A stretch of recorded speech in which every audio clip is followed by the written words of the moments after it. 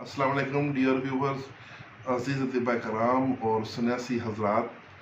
आज मैं आपके सामने वो नुस्खा लाया हूँ जो प्रोस्टेट ग्लैंड के बढ़ जाने से पेशाब की रुकावट का मसला बन जाता है।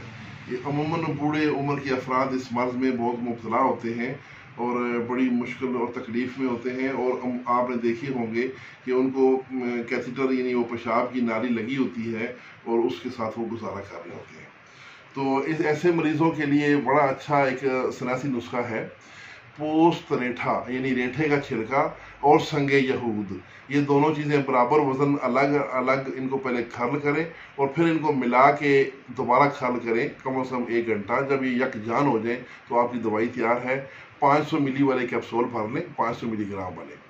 सुबह शाम ये एक एक कैप्सूल बड़ी इलायची और लौंग, तकरीबन बड़ी इलायची के दो दाने, लौंग के 3-4 दाने, ये इनसे कावा बनाएं। उस कावे के साथ आपने ये खुराक देनी है सुबह, इसी तरह फिर शाम को।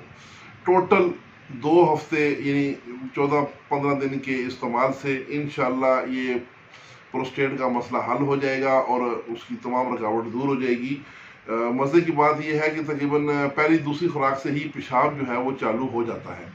तो ये एक बेहतरीन सनासी नुस्खा है जो हकीम गुलाम फरीद मिनहास साहब से मुझे मिला था।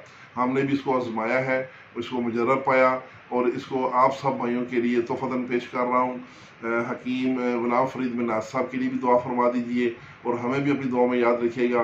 वीडियो पसंद आए तो लाइक का बटन ज़रूर दबा दीजिए। इसके साथ ही इजाज़त, वस्सलाम।